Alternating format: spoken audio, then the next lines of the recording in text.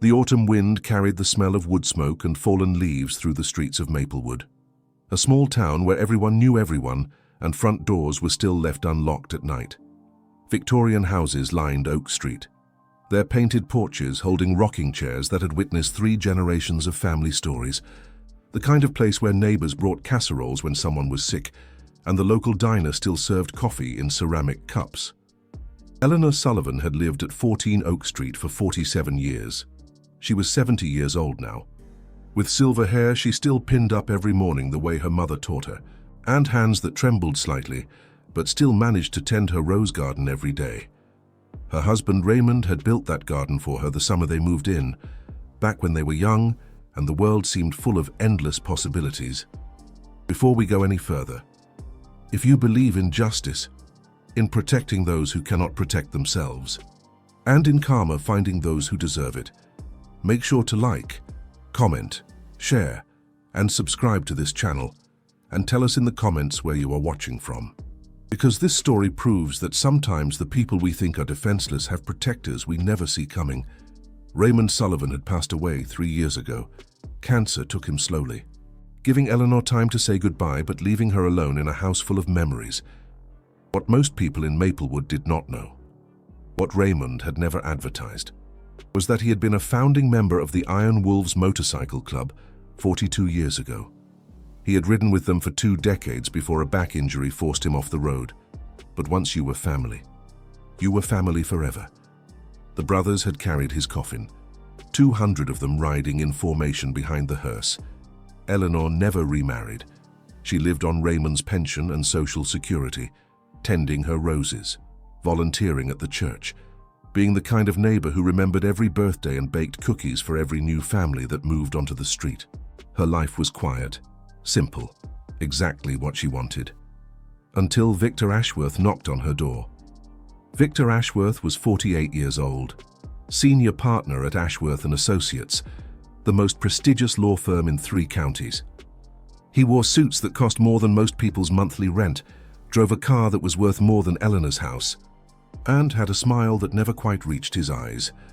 He specialized in estate law, and he had developed a very specific, very profitable side business. He targeted elderly widows living alone in valuable properties. Mrs. Sullivan. His voice was smooth as honey when Eleanor opened the door. "I hope I am not disturbing you. My name is Victor Ashworth.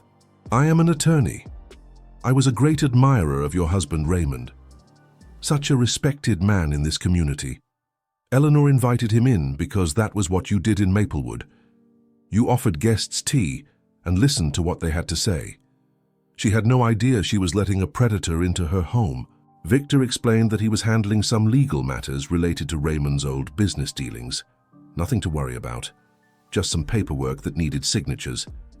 He visited 3 times that first week, each time bringing documents that Eleanor did not fully understand.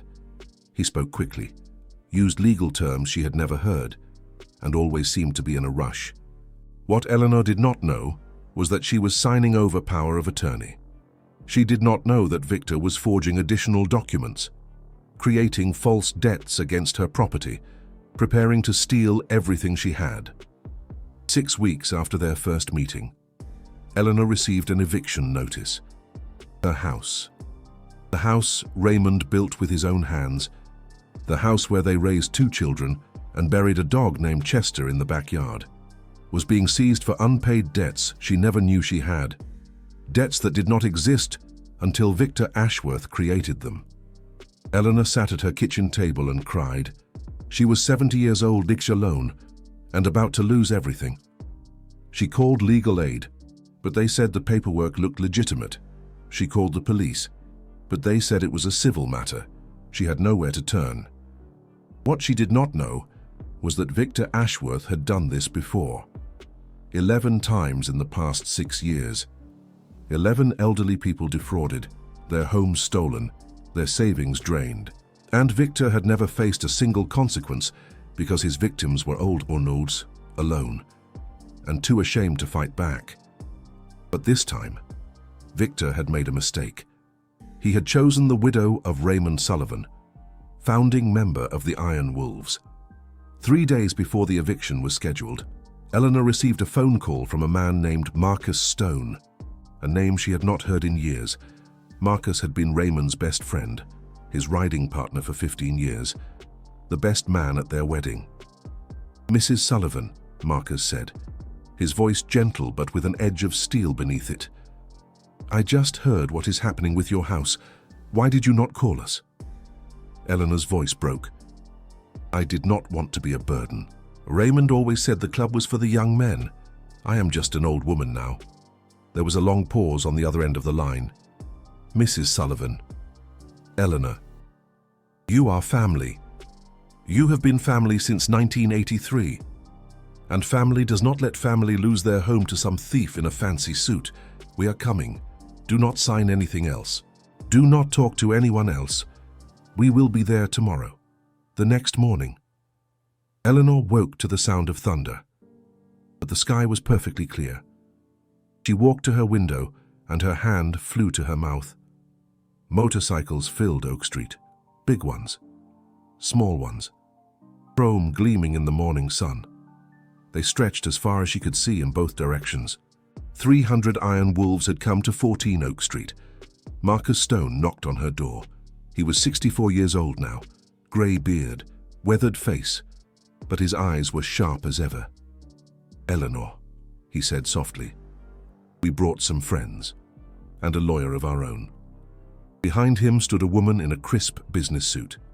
Her name was Sarah Chen, former federal prosecutor, current defense attorney, and daughter of an iron wolf who had died in a riding accident 10 years ago. She had been waiting for a case like this for a long time. Over the next 4 hours, Sarah reviewed every document Eleanor had signed, every forgery, every false debt. Every fraudulent signature was catalogued and photographed. By noon, she had enough evidence to bury Victor Ashworth 10 times over. But the Iron Wolves were not done. Marcus made a phone call, and within 2 hours, they had tracked down every single one of Victor's previous victims. 11 elderly people, some in nursing homes now, some living with relatives after losing their homes. All of them still had documents, still had evidence, still had stories they had been too afraid to tell. That afternoon, Victor Ashworth was in his corner office, celebrating his latest acquisition with a glass of scotch that cost more than Eleanor's monthly grocery bill. He looked out his window at the parking lot below and saw 300 motorcycles pulling in. Victor's face went pale. Marcus Stone walked into the lobby, followed by 50 Iron Wolves. He did not yell. He did not threaten. He simply walked up to the reception desk and smiled. "We would like to see Mr. Ashworth," he said calmly. "We have some legal documents we would like him to review." Victor tried to call the police, but the phone lines were jammed with calls from reporters. Sarah Chen had already contacted every news station in 3 counties. Cameras were setting up outside. Journalists were asking questions about Victor's previous victims. When Victor finally emerged from his office, he found Marcus Stone sitting in his waiting room, flanked by brothers who had served in wars, survived prison, buried friends, and never once abandoned someone they called family. "Mr. Ashworth," Marcus said, standing slowly, "I believe you have something that belongs to our family. A house on Oak Street, some forged documents, and about 47 years' worth of memories you tried to steal." Victor's lawyer tried to intervene, but Sarah Chen was already there, handing him a folder containing evidence of 11 separate fraud cases, enough to guarantee Victor would never practice law again, enough to put him in prison for years. "We can do this the easy way," Sarah said, "or the hard way. The easy way is you sign over everything back to Mrs. Sullivan right now, drop all claims, and pray that the district attorney offers you a deal when we file criminal charges tomorrow. The hard way," she smiled, "involves these 300 gentlemen waiting outside who rode 6 hours to be here today." Victor Ashworth signed every document Sarah put in front of him. 3 months later, Victor Ashworth was sentenced to 12 years in federal prison for fraud. His law license was revoked. His assets were seized to compensate his victims. Eleanor got her house back, along with $200,000 in damages. But the real gift came the weekend after the verdict. Eleanor woke to the sound of hammers and saws. She looked out her window and saw 50 iron wolves in her yard. They were fixing her roof, repainting her shutters, rebuilding the garden fence that Raymond had been planning to repair before he got sick. Marcus found her standing on the porch, tears streaming down her face. "Raymond made us promise," he said quietly. "He made us promise that if anything ever happened to him, we would look after you. We are sorry it took us so long to keep that promise. But we are here now, and we are not going anywhere." What would you do if someone tried to steal everything from someone you loved? Would you look away? Would you say it was not your problem? Or would you ride 6 hours with 300 brothers to make sure justice was done? If this story touched you, do not forget to like, share, and subscribe. Because we need more stories that remind us that family is not always blood. Sometimes family is the people who show up when everyone else has given up. And comment below with the words "family forever" to show that you understand what the Iron Wolves taught Victor Ashworth. Because sometimes the people who look the most vulnerable have the strongest protectors. Sometimes the quiet widow in the rose garden is connected to warriors who will cross any distance to keep a promise. And sometimes karma does not wait for the next life.